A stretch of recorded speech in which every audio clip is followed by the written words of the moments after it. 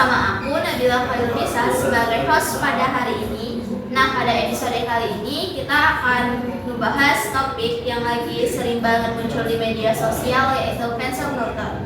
Nah, pada hari ini tentunya kita nggak sendiri dong. Di sini udah hadir dua narasumber hebat tentunya. Yang pertama ada Mbak Bio. Halo semuanya, perkenalkan nama aku Putri Ramadhani Fiona atau biasa dipanggil dengan Fiona. Aku di sini merupakan salah satu jurnalis dari Kota Pekanbaru. Dan yang narasumber keduanya ada Mbak Winda. Halo, saya Winda, salah satu mahasiswa jurusan Komunikasi. Baik, daripada berlama-lama, kita bahas dari hal dasar dulu nih. Menurut Mbak Bio, apa itu cancel culture dan kenapa fenomena ini bisa menjadi sangat penting dalam hukum dan etika media? Baik, sebelumnya saya ucapkan terima kasih kepada Mbak Nabila yang sudah mengundang saya untuk hadir pada podcast pada hari ini. Balik ke pertanyaan ya, tadi cancel culture itu apa?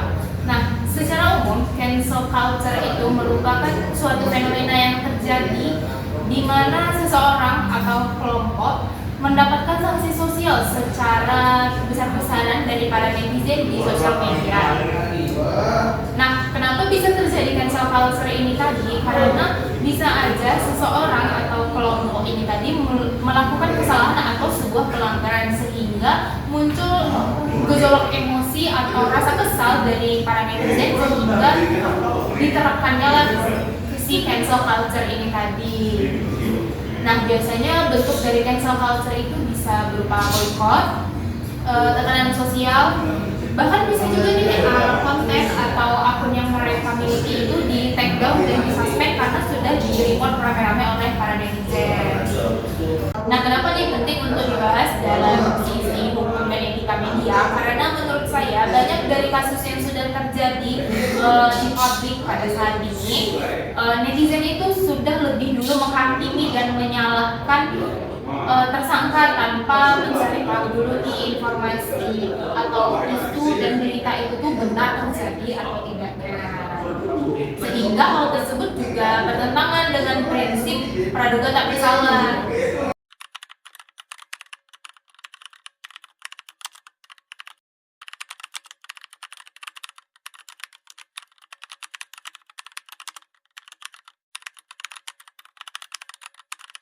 Berarti memang dari sejak awal ini cancel culture akan sudah berpotensi melanggar dari etika media ya?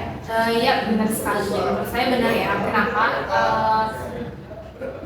Media kalau sudah ikut menerbitkan atau mempublikasi berita atau isu yang belum kita ketahui ini itu benar apa enggak informasinya, itu sudah termasuk salah karena mereka tidak melakukan verifikasi mengenai berita tersebut benar atau tidaknya terjadi.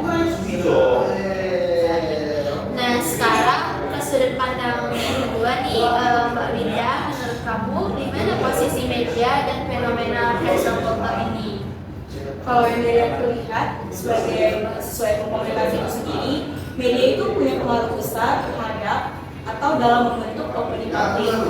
Apa yang ditulis media sering sekali itu dianggap sebagai kebenaran. Jadi, publik biasanya langsung percaya akan hal itu. Masalahnya, ada beberapa media yang terlalu cepat mengangkat isu dari media sosial tanpa dicek dulu kebenarannya. Kadang sumbernya itu cuma dari komentar-komentar netizen atau potongan-potongan yang kita itu belum tahu apa konteksnya, sumbernya dari mana. Dan selain itu juga judul berita ini sering dibuat heboh supaya opini publik atau menarik perhatian dari banyak yang klik. Padahal kalau dilihat dari etika jurnalistik ya, media itu seharusnya menyampaikan informasi yang seimbang, tidak berat sebelah dan nggak langsung menyudutkan seseorang. Jadi ketika media ini ikut membesar-besarkan kasus tersebut, dampaknya bisa sangat serius ya Mbak? Iya, benar sekali. Dampaknya itu sangat besar dan bisa kemana-mana. Karena saat media ikut membesar-besarkan, publik juga merasa bahwa itu benar dan ikut ngejudge dan menyerang. Dan akhirnya stigma terbentuk dengan cepat sehingga orang yang dibilang itu bisa dirugikan. Padahal belum tentu kan informasi yang beredar itu benar atau lengkap. Nah, Mbak Biong, kalau dilihat dari sisi hukum, apakah cancel culture ini bisa berdampak kepada hukum juga? Bisa banget ya tentunya. Terutama kepada netizen nih yang sudah menyebarluaskan berita tidak benar, itu bisa saja disebut dengan hoax. Bisa aja seperti ujaran kebencian, bahkan menyebarkan tuduhan dan pencemaran nama baik. Nah, untuk netizen yang sudah melakukan hal tersebut tadi, itu bisa terkena yang namanya Undang-Undang ITE.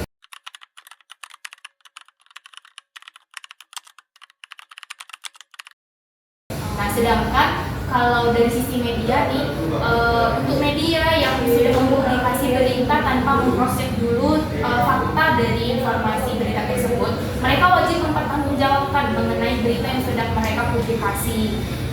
Tentunya cara mereka mempertanggungjawabkan hal tersebut juga sesuai dengan hukum dan pers, karena hal tersebut merugikan si pihak yang disalahkan ini tadi ya. Jadi media ini sebenarnya tidak bisa berlindung di balik kata netizen juga ya Pak Pio. Nggak bisa dong tentunya. Karena seperti yang kita tahu ya, media itu sebelum merilis sebuah berita atau informasi, tentunya ada wartawan yang terjun ke lapangan untuk mencari tahu informasi atau mencari data dan mengcross-check apakah informasi atau data tersebut benar terjadi dan bukan merupakan kalimat dari netizen. Berarti mereka nggak bisa yang kayak, oh kata netizen tuh seperti ini, itu nggak bisa. Kalau seperti itu berarti datanya belum kuat untuk dijadikan sebuah berita. Kalau begitu bisa kita tarik benang merahnya. Menurut kalian siapa yang paling salah dalam cancel culture, netizen atau media? Kalau menurut aku sendiri, netizen dan media itu punya perannya masing-masing ya. Netizen sering kebawa emosi, langsung komentar atau share tanpa mikir dampaknya ke orang lain.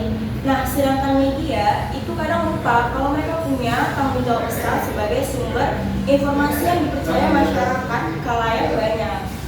Kalau dua-duanya nggak hati-hati, cancel culture bisa jadi makin parah dong dan merugikan banyak pihak lainnya. Makanya menurut aku penting banget buat meningkatin literasi digital, baik buat pengguna media sosial maupun buat media itu sendiri. Aku juga setuju sih sama Dinda sama pendapat itu, karena menurut aku pribadi ya, cancel culture itu tuh bisa terjadi karena bentuk dari kegagalan kita bersama. Kenapa? Karena seperti yang kita tahu nih, netizen Indonesia itu kesadarannya itu sangat di bawah rata-rata, bahkan minat baca mereka juga sangat di bawah rata-rata, sehingga mereka jarang tuh mengetahui hukum apa yang bakalan mereka dapatkan kalau misalnya melakukan pelanggaran ini di media sosial gitu. Dan juga kebanyakan dari netizen di Indonesia itu seringkali mengabaikan tentang cara yang benar dan etika yang benar tentang bagaimana menggunakan sosial media yang baik dan menjadi netizen yang baik dan benar. Karena di seperti yang kita ketahui ya, netizen itu bukan hanya untuk menghakimi orang yang salah saja, tapi juga menyebarluaskan berita yang benar, baik, dan tentunya kalau bisa memberi hal-hal yang baik deh, karena netizen itu juga cerminan dari sebuah negara kan. Dari diskusi kali ini kita bisa tarik kesimpulan nih bahwa cancel culture bukan sekedar drama media sosial, tapi persoalan serius yang menyangkut hukum dan etika media. Media seharusnya bisa menjadi penyeimbang, bukan pemicu. Dan sebagai pengguna media, kita juga harus punya tanggung jawab etis dalam menyebarkan informasi. Terima kasih juga kepada kedua narasumber kita, Mbak Pio dan Mbak Winda, atas insight yang sangat membuka wawasan. Dan terima kasih juga untuk sobat media yang sudah mendengarkannya. Baik, sekian podcast kali ini. Sampai jumpa di episode selanjutnya. Dadah.